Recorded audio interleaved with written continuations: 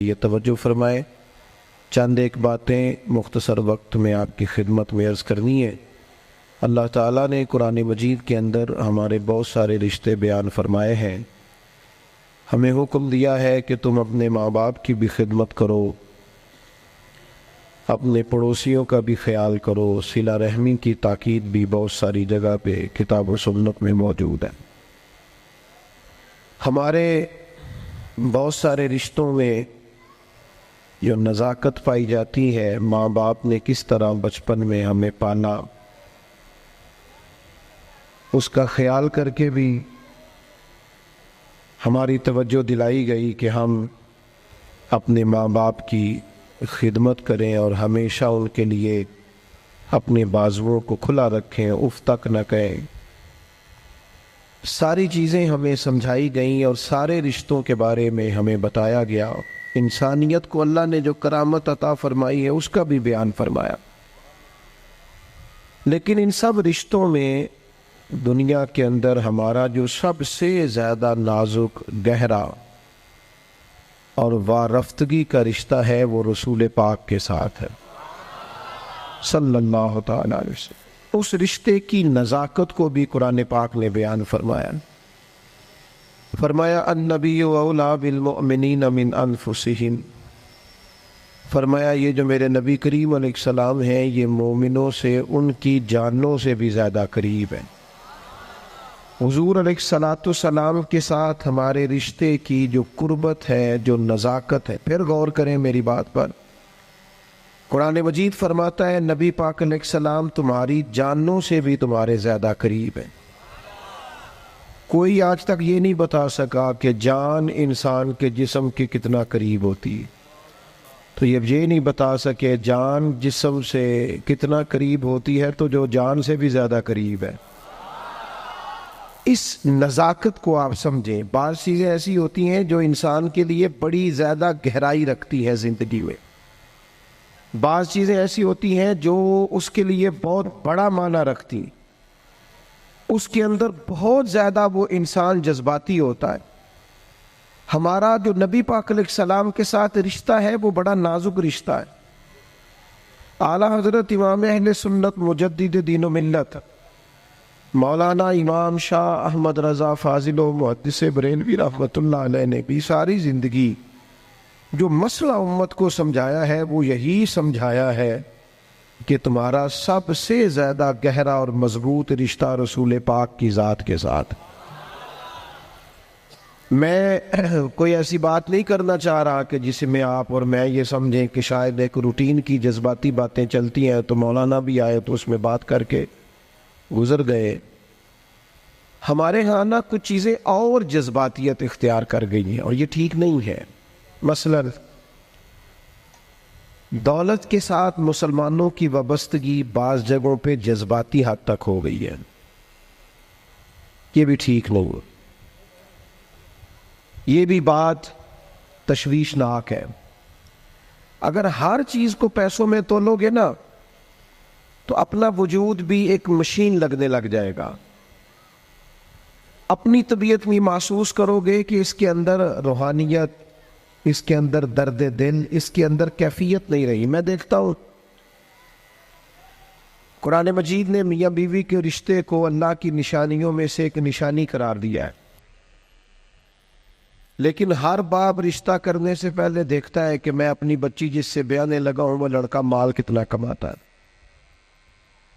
لڑکی والے بھی مال دیکھتے ہیں اور لڑکے والے بھی یہ غور کرتے ہیں کہ لڑکی کس قدر زیادہ جہیز لے کے آئے گی، بچے کو موٹر سائیکل ملے گی کہ گاڑی کی چابی ملے گی۔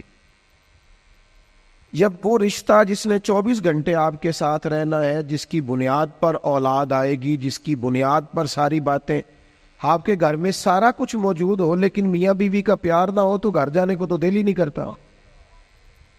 اتنا اہم اور گہرا رشتہ بھی جب پیسوں پہ تول لیا جاتا ہے تو وہاں قرار کیسے نصیب ہوگا، اطمینان قلبی کیسے آئے؟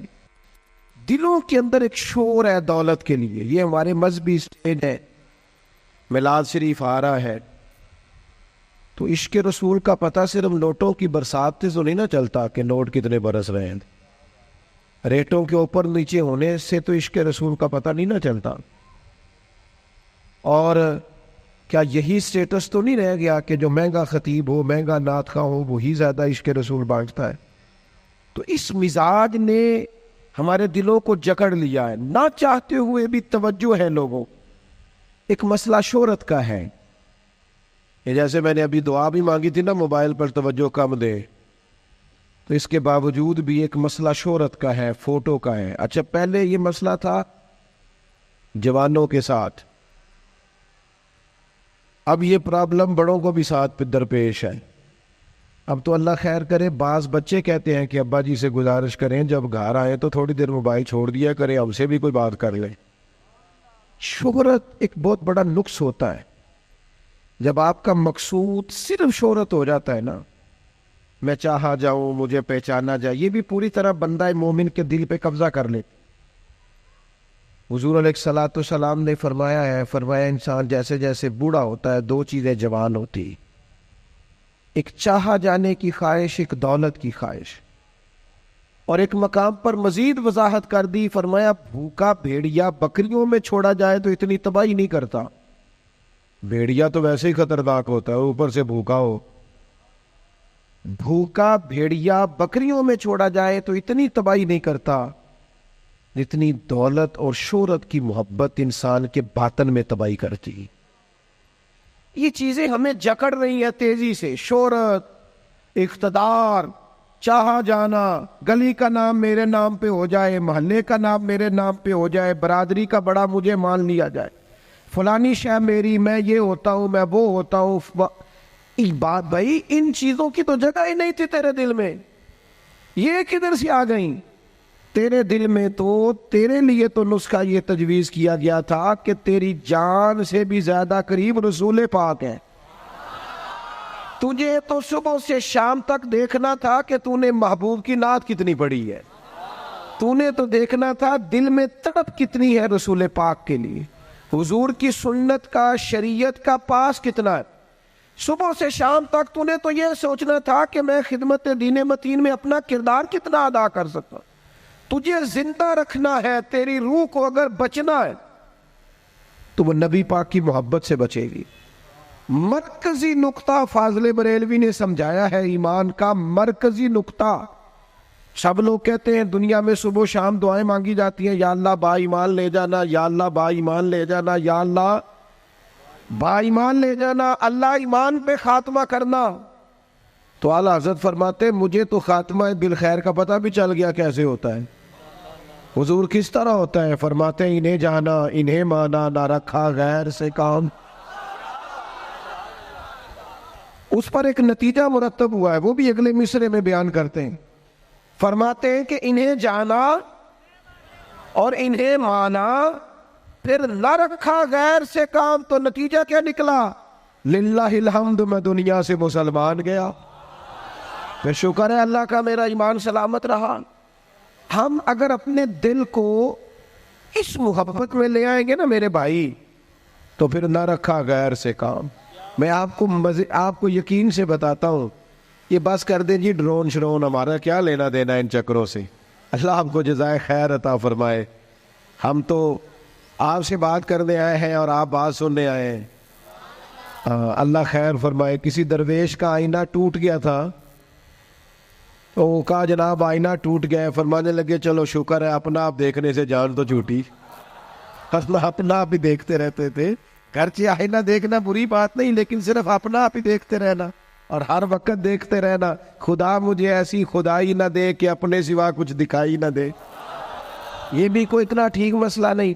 آپ غور فرمائے کیا عرض کرنا چاہتا ہوں آپ کی خدمت میں میرے عزیز. ایک تو اگر میں بڑی سمجھداری سے اور بڑے غور سے اور بڑی توجہ سے آپ کو یہ بات سمجھانا چاہتا ہوں کہ اگر حضور سے پیار کرو گے نا، تو یہ جتنی دولتوں کی اور شہرتوں کی محبت دل میں آتی ہے یہ خود بخود نکل جائے گی. خود بخود نکل جائے گی، آسانی ہو جائے گی، جینا آسان ہو جائے. دوسری بات آپ کی خدمت میں عرض کروں، ہم نہ تازہ دم نہیں رہتے، ہم پریشان رہتے ہیں، ہم بور ہوتے ہیں. ہماری طبیعتیں بعض اوقات جلد بازی کرتی ہیں، ہم بعض اوقات الجھ جاتے ہیں، قرار تلاش کرتے ہیں. اس قرار کو تلاش کرنے کے لیے پھر بعض لوگ الٹی سیدھی موویز دیکھتے ہیں. بعض لوگوں کا خیال ہے کہ شاید میں کوئی لطیفہ سنوں گا تو معاملہ ٹھیک ہو، پھر اس کا نتیجہ بھی نکلا ہے لطیفے سننے کا. اب لطیفے سنانا بھی اتنا بڑا کام ہو گیا ہے کہ مولوی ہے پگڑی داڑھی والا لیکن اس کے نام کے نیچے لکھا فنی مولوی. خدا کے بندے، یہ سنجیدہ اسٹیج ہے، دیندار لوگوں کا کرنے کا کام ہے، آپ کیا کر رہے ہیں؟ مولوی بھی فنی ہوتا ہے، 6 معنی دار ہے کہ ہمارا مزاج تھا ہر چیز شغل میلہ، ہر چیز ہنسنا الجھنا. میرے عزیز، ہم چونکہ سکون چاہتے تھے، کچھ نے ادھر ادھر کی مووی دیکھ لی، کچھ نے ہنس لیا، کچھ سیر کو چلے گئے، کچھ کا خیال تھا کھانے کھا لیں گے تو سکون آ جائے گا. یاد رکھنا ان چیزوں میں سکون نہیں ہے، ان میں تو آپ الجھتے جائیں گے. مزید تو سکون کہاں ہے، قرار کہاں ہے؟ آپ کبھی صحابہ کی زندگیاں دیکھیں نا، حالات جس طرح کے بھی تھے نا، ان کو جو سکون ملتا تھا وہ رخ مصطفیٰ سے ملتا تھا. ان کی طبیعت پوری لگ گئی تھی کہ حضور علیہ الصلوۃ والسلام کی جو یادیں ہیں وہ دل کو تازہ کرتی. ان کا خیال تھا کہ بہار اگر کسی چیز کا نام ہے تو وہ ذکر مصطفیٰ ہے، یاد مصطفیٰ ہے اور دیدار مصطفیٰ ہے. اعلیٰ حضرت مفتی ہیں، فتویٰ دیتے ہیں. اعلیٰ حضرت مفسر قرآن ہے، کنز الایمان بذات خود ایک تفسیر ہے، ترجمہ ہی تفسیری ہے. اعلیٰ حضرت محدث ہیں. وہ جب احادیث مبارکہ کا حوالہ دیتے ہیں تو یوں لگتا ہے کہ جیسے بڑی گہری نظر ہے ان کی، راویان حدیث پر بھی، اصول پر بھی، اور حافظہ بھی مضبوط ہے حفظ حدیث کے لحاظ. ساری چیزیں ان کے پاس تھیں، لیکن وہ پتہ کیا کہتے تھے؟ کہتے تھے یہ جو میرا دل چمکدار ہے نا، اور یہ جو میری طبیعت ہلکی پھلکی ہے، اس کی وجہ یہ ہے کہ ان کی مہک نے دل کے غنچے کھلا دیے. یہ میں نہیں آپ کو تقریر سنا رہا، میں تو جذبات کا اظہار کر رہا ہوں. ان کی مہک نے دل کے غنچے کھلا دیے ہیں. تو کیوں غنچے کھلا دیے؟ کہتے میرے نبی کا کمال یہ ہے کہ وہ جس راہ چل دیے ہیں کوچے بسا دیے. وہ جس راہ بھی چل دیے ہیں کوچے، حضور پر تھوڑا گزر جائے تو کام ہو جاتا ہے. قرار، سکون، سارے دکھ مٹ جائیں گے اگر دل حضور سے لگا لو گے، اگر محبتوں کا مرکز رسول پاک کو بنا لو گے. آپ دیکھیں احد کے میدان کے اندر کافر نے ایک بڑی عجیب سازش کی مسلمانوں کو پریشان کرنے کے لیے. اور بھئی آپ لوگوں کی وجہ سے اگر اتنے لوگ تکلیف میں ہیں تو آپ کو سمجھ جلدی سے بیٹھ جائیں جی، جلدی سے جی، فیصلہ کرنے میں اتنی دیر، اللہ آپ کو سلامت رکھے، بیٹھ جائیں جی. اب آپ کھڑے ہیں جناب، آپ بھی بیٹھ جائیں، اللہ آپ کو برکت عطا فرمائے. اچھا ایک بندہ محفل میں کھڑا ہو جاتا ہے موبائل لے کے، اللہ انہوں سمجھنا چاہیے کہ باقی سارے کل بھی ہیں موبائل. خدا کے بندے، آپ کی وجہ سے اتنے لوگ پیچھے اگر پریشان ہیں تو آپ کو سمجھنا چاہیے اس چیز کو. اللہ تعالیٰ آپ سب کو ہنستا اور مسکراتا رکھے. نبی پاک کی ذات سے جب آپ کی کامل وابستگی ہو جائے گی نا تو حضور کی ذات والا کا پیار، اور پیار لاروں والا نہیں ہونا چاہیے خالی جلسے محفل میں اور مائک ہاتھ میں آیا تو عشق کا دعویٰ تگڑا، خالی اس طرح نہیں. تنہائی میں بھی تو روئے حضور کی بارگاہ. ایک محفل میں ایک دفعہ حاضر تھا تو ایک نعت خواں بچہ میرے پاس آیا، کہنے لگا جی میری سفارش کر دیو، میں بھی حضور دی بارگاہ چ حاضری لوانی ہے. میں کہ پتر تو گھر جا کے پڑھ لے، اتنے بھی حاضری لگ جائے گی کہ 4000 بندہ چاہیے حاضری لوان لی.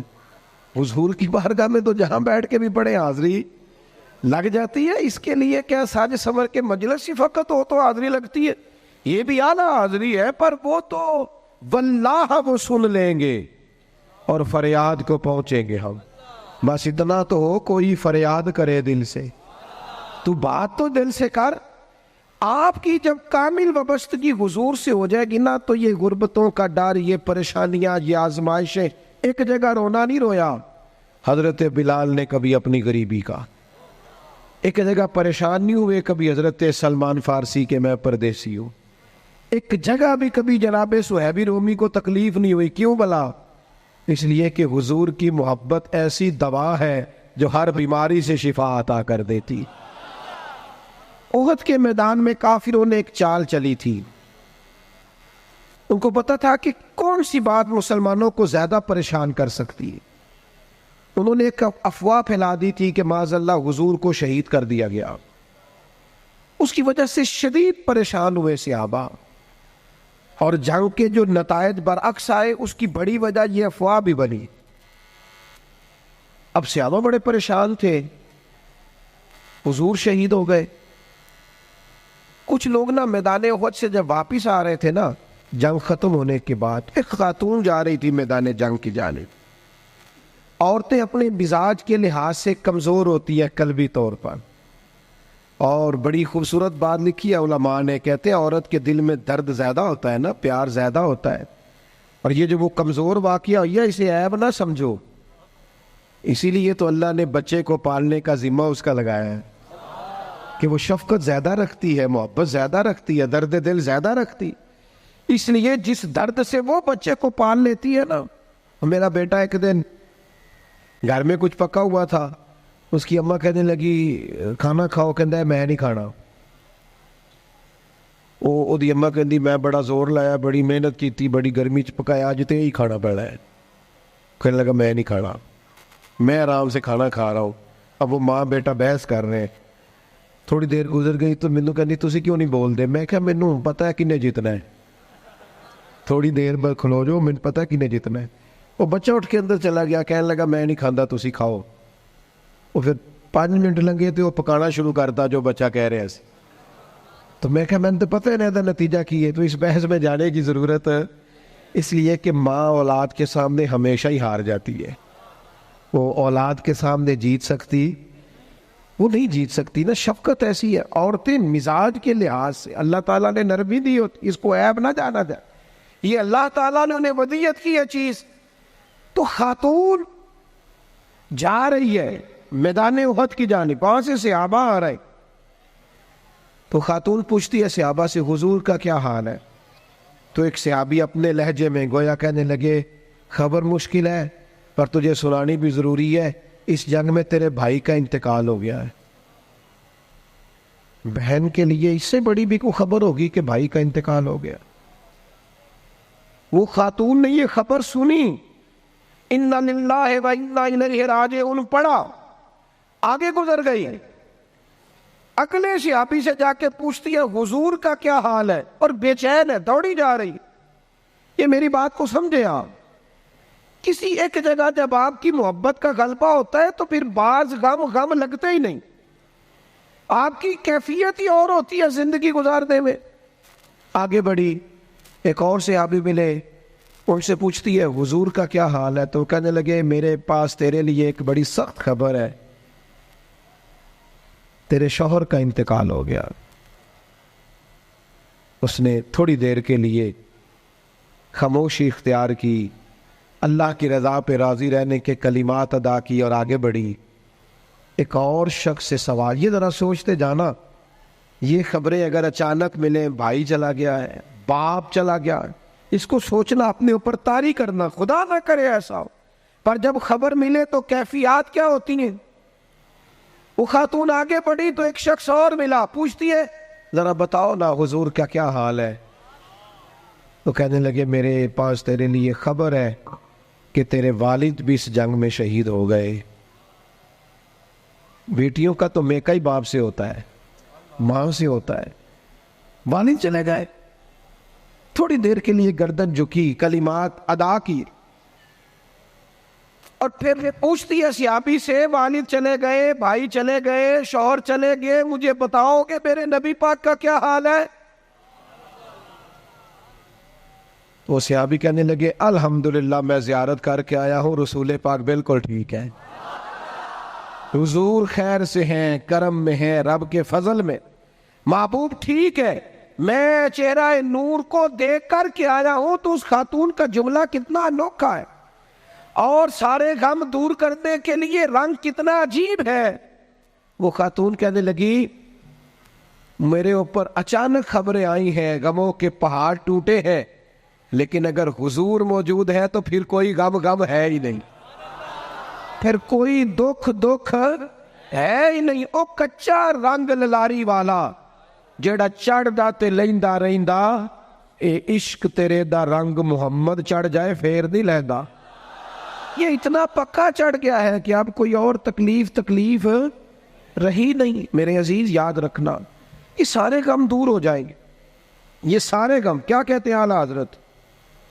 ان کے نثار کوئی کیسے ہی رنج میں ہو۔ یہ دیکھو، یہ پیچھے احادیث کا ذخیرہ ہے اور پھر امام کا طریقہ سمجھانے کا۔ کہنے لگے ان کے نثار کوئی کیسے ہی رنج میں ہو، وہ جب یاد آ گئے ہیں سب غم بھلا دیے ہیں۔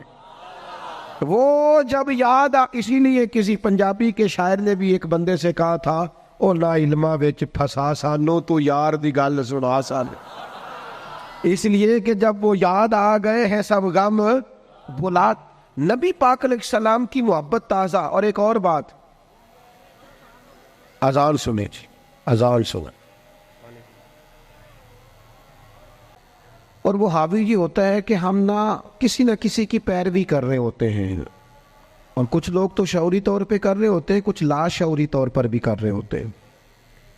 ہم کسی نہ کسی شخص کے نقش قدم چل رہے ہوتے ہیں، بلکہ ہماری زبانوں پر ڈھیر سارے لفظ ایسے ہوتے ہیں جو ہمارے ذاتی نہیں ہوتے، وہ ہمارے کانوں میں کبھی ٹکرائے اور ٹھہر گئے، پھر وہ ہماری زبان پر جاری ہو گئے۔ ہم شعوری اور لاشعوری طور پر کسی کے، یہ جو لوگ بالکل باغیانہ گفتگو کرتے ہیں نا اپنے ماحول سے، سخت بغاوت کی، ان لوگوں نے بھی کسی ایسے شخص کی صحبت اٹھائی ہوتی ہے جس کا مزاج یہ نہیں ہوتا۔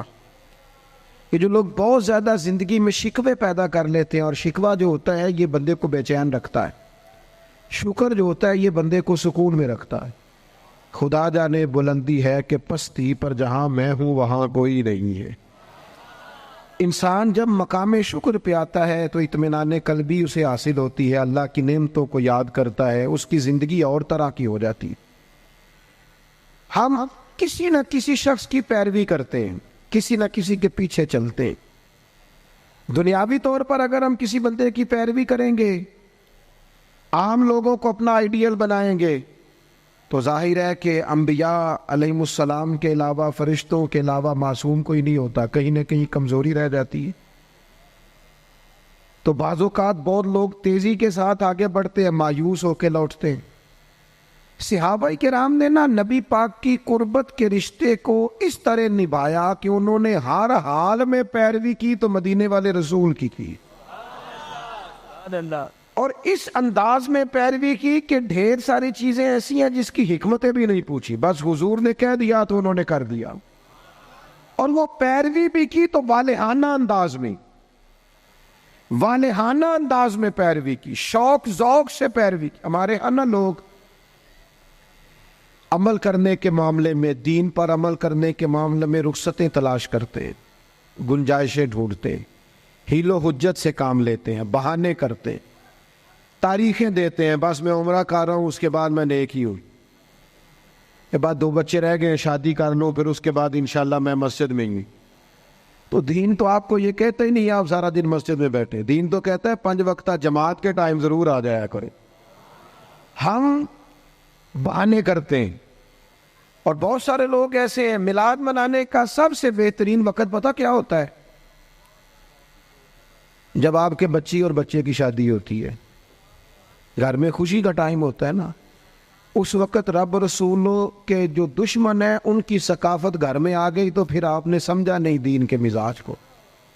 میں تو دیندار مانتا ہی اس بندے کو ہوں کہ جب اس کے گھر میں شادی ہو تو پھر پتہ چلتا ہے کتنا دیندار ہے۔ مسجد میں تو سارے دیندار ہوتے ہیں، کل جنازے 10ویں چہلم پہ سارے دیندار ہوتے ہیں، یہ تو پتہ ہی تب چلے گا بھائی جب تیرے بچے کی شادی ہوگی۔ اب تو شریعت کے تقاضے کتنے پورے کرتا ہے، تیری خوشیوں میں اللہ رسول کا ذکر کتنا ہے، اب تیری توانائی کا پتہ چلے گا کہ تو نے برادری سے، قبیلے سے، رسموں سے بغاوت کر کے نبی پاک کی پیروی کی ہے، یا تو حضور کی شریعت ایک طرف تھی اور رسم و رواج ایک طرف تھے اور تو رسم و رواج کا قائل ہو گیا۔ صحابہ کی زندگی کا معیار ہی یہ تھا کہ قبیلے کچھ کہتے تھے، علاقے کچھ کہتے تھے، ماں باپ کچھ کہتے تھے، باقی سارے کچھ کہتے تھے، لیکن وہ کہتے تھے ہم نے تمہارے رنگ ڈنگ نہیں دیکھنے، ہم نے تو مدینے والے کی محبت کے رنگ دیکھنے۔ بغاوت کی ان لوگوں نے، بغاوت۔ لوگ کہتے ہیں جی سارے یہ کر رہے ہیں، نیکیاں جمہوری ہوتی ہیں؟ ملک جمہوری ہے، نیکیاں نہیں جمہوری ہوتی کہ سارے کریں گے تو پھر میں کروں گا۔ نیکی نیکی ہوتی ہے۔ جناب صدیق اکبر کو پتہ چل گیا نا حضور کی غلامی کرنی ہے، پھر انہوں نے باقی شہر کا انتظار نہیں کیا کہ وہ بھی کلمہ پڑھے گا تو پھر میں پڑھوں گا۔ انہوں نے کہا بس ختم ہو گئی بات، ہمیں سمجھ آ گئی ہے، اب ہمیں کسی اور کی ضرورت نہیں، ہم دروازہ رسول کی غلامی کرتے رہیں گے۔ میرے عزیز، والہانہ انداز میں حضور کی غلامی، جہاں نبی پاک کا فرمان آ گیا کسی اور چیز کی ضرورت نہیں، جہاں حضور کے دین کی بات آ گئی فقط دین اسلام پر عمل ہوگا۔ جب تک یہ مزاج نہیں بنتا، ہم یہ ابھی کچھ عرصہ پہلے کی بات ہے، لمبی نہیں، فیملی میں برادری میں شادی تھی قبیلے میں ہمارے عزیزوں میں، تو میرے دادا جان سے مشورہ لیا انہوں نے کہ میرج ہال میں شادی کرنی ہے، تو دادا جان ناراض ہو گئے، کہنے لگے کڑیاں کرو ٹوری دیا نے، میرج ہال نہیں جانا۔ یہ بھی 15 18 20 سال پرانی بات، لیکن اس کے بعد میرج ہال کا رواج آیا تو دیہاتوں میں بھی بن گئے میرج ہال، کوئی حرج والی بات بھی نہیں، کوئی ایسی سخت بات نہیں، لیکن ایک آپ کو بات سمجھا رہا ہوں کہ ہر آنے والا رواج ہم پر حاوی ہو جاتا ہے کہ نہیں ہو جاتا۔ اور مجھے ایک دفعہ ایک دوست ہے میرے، میں نے ان سے کہا قرآن جی سیکھ لیں، کہنے لگے زبان موٹی ہو گئی ہے۔ میں کہ موبائل تے سارا دن چلانا ہے تو اے نہیں تو آخیا عمر بڑی ہو گئی سیکھیا نہیں جاتا، واٹس ایپ تے تینوں کرنا آ گیا ہے، اس کے لیے تو نے کوئی مسئلہ بہانہ نہیں کیا کہ اس عمر میں سیکھوں۔ یہ دفتروں میں کل آیا، ابھی دفاتر کے اندر ابھی تھوڑا عرصہ پہلے کمپیوٹر آیا، ورنہ رجسٹر ہوتے تھے اسی پر ہی کام ہوتا تھا۔ مجھے بتاؤ کمپیوٹر آیا تو کیا جن ملازمین کو 25 سال ہو گئے تھے ڈیوٹی کرتے انہوں نے ریزائن کر دیے کہ ہم سے نہیں سیکھا جاتا چھٹی کیے؟ لوگوں نے کورسز کیے، سیکھا ہے۔ عمر کا کیا مانو، بہانے کرتے ہو؟ حضور کی محبت کی کوئی عمر ہوتی ہے؟ اس عمر میں بچے آئے تو وہ بھی غلامی کر رہے ہیں، بوڑھے آئے ہیں تو وہ بھی غلامی کر رہے ہیں۔ تو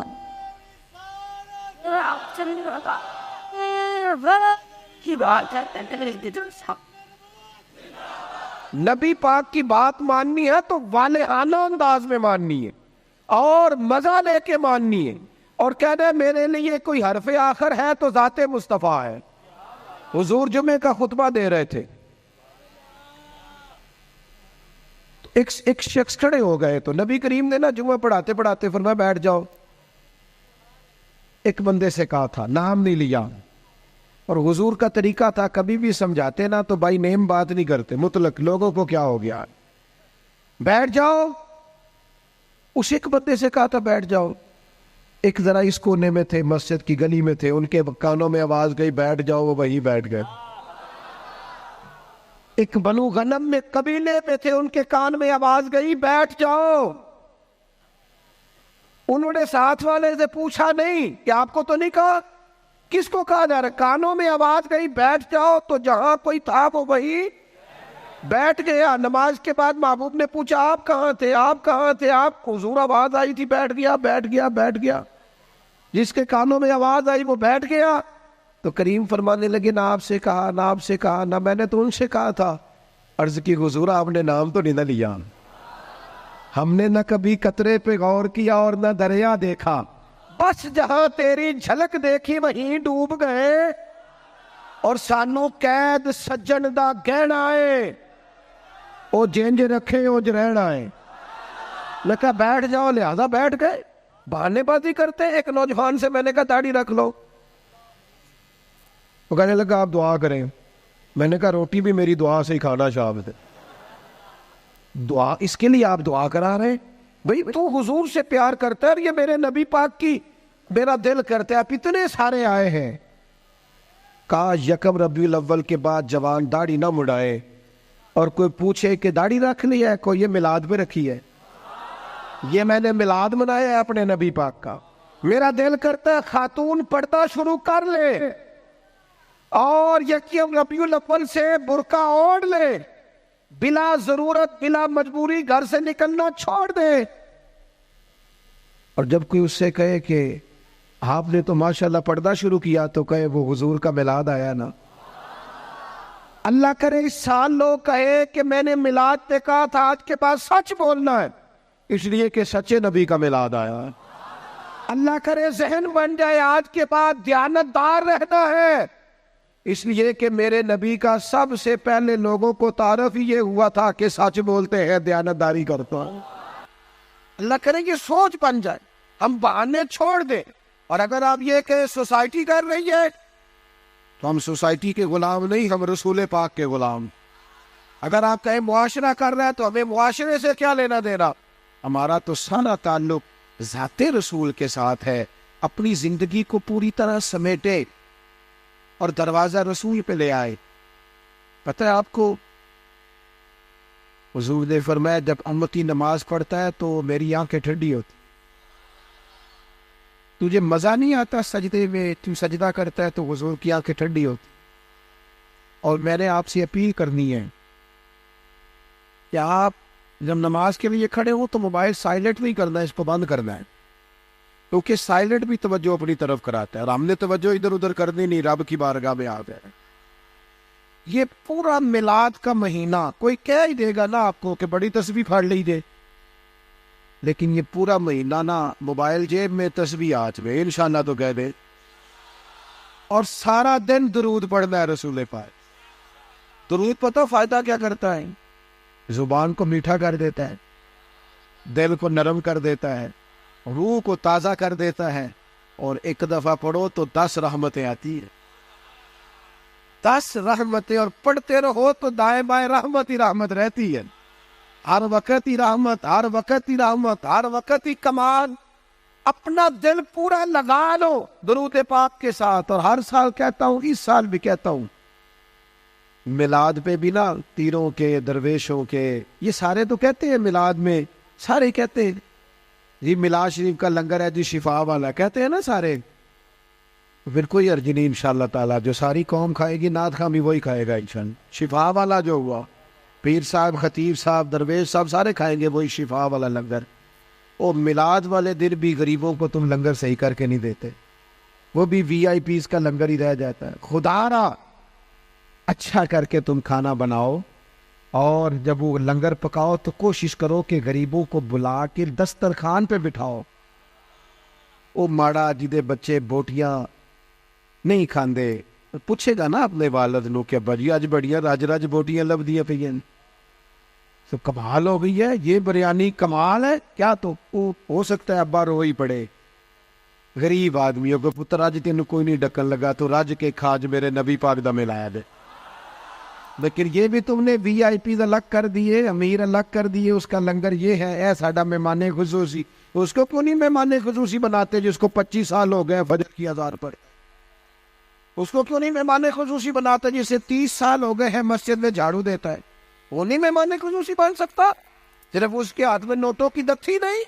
کرو مت ہے اہل دول رضا، پڑے اس بلا پہ میری بلا، میں گدا ہوں اپنے کریم کا، یہ میرا دین پارائنا نہیں۔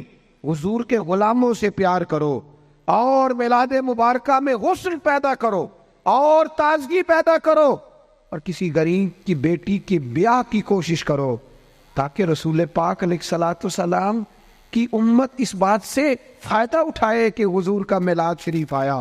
کوئی ایسا کام نہ کرنا جس سے محسوس ہو کہ کوئی میلاد نہیں منایا جا رہا، اپنا آپ دکھایا جا رہا ہے، کوئی کام نہ کرنا اس میں تو درویشی۔ مجھے ایک دفعہ میلاد شریف کے موقع پہ میرے کسی دوست نے میلاد ریلی پہ لکھ دیا زیر قیادت، میں نے کہا حضور کے نام کا جلوس اور میں قیادت کروں گا؟ چلے نظم ہوتا ہے بعض اوقات کہ یہ بندہ آگے چلے گا یہ پیچھے چلے گا، ورنہ یہ حضور کا میلاد ہے، جو سب سے پیچھے چل رہا ہے وہ بھی محبوب کی نظر میں اتنا ہی زیادہ معتبر ہے اتنا کہ سب سے کوئی آگے چلنے والا۔ اس لیے اپنے لہجوں میں حضور کی محبت پیدا کرو، عشاء پڑھے بغیر نہ سونو، اور آج تگڑا الارم لگانا ہے انشاءاللہ فجر باجماعت پڑھنی ہے انشاءاللہ تعالی، اور صبح کی فجر سے ارادہ کرنا ہے کہ فجر کے بعد پہلے تلاوت ہوگی، پھر حضور کی ذات پہ درود پاک ہوگا۔ اور ایک چھوٹی سی بات اور عرض کرنی ہے، خوشی کے موقع پہ اپنوں کو نہیں بولنا، اب بیٹا بیٹھ جاؤ، تشریف رکھو، اللہ آپ کو سلامت رکھے۔ بعض بچے بیچارے بڑے پریشان رہتے ہیں اگر موبائل ہاتھ میں رہے تو، اللہ ان کو لمبی زندگی دے، صحت والی سب کو۔ آپ کھڑے ہوتے ہیں تو پچھلے پریشان ہو جاتے ہیں، نظر نہیں آتا ان کو۔ دوستو، عید یہ جو کسی جس کو نہ بھی نہ منانا ہو، جب بندہ بیٹا بیاہ دے لگتا ہے تو خوشی بڑی ہوتی ہے نا۔ وہ بندہ کہتا ہے چل یار جانا تے میں نہیں سی، پر منڈے دی شادی ہے۔ عید کے موقع پہ بندہ دشمنوں کو بھی، جن سے مخالفت ہو ان کو بھی فون کرتا ہے۔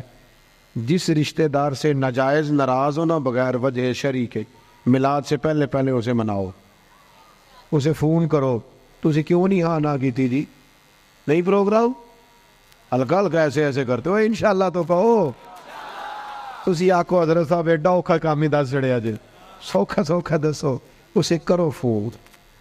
اور اسے فون کر کے جب تم کہو گے نا السلام علیکم تو پریشان ہو جائے گا، کہے گا بھائیا خیر ہے، تو مینوں ہی فون کر لے، تو اسے کہو نا، پھر اسے کہو نا میں نہیں سی کرنا، عشق لگا سی کھیڈاں کھیڈ دیو، اے کھیڈاں ہن بھول گئیاں، کجل پایا سی یار دے ویکھنے، پھر او دی یاد وچ روندیاں ہی ڈول گئیاں، پر حیدر شاہ اس گلی کدے نہ رول دی، میں تینوں کدوں فون کرنا، میری بھی کوئی آکڑ ہے معاذ اللہ، پر ہن کرنا ہے کیونکہ حضور کا فرمان ہے۔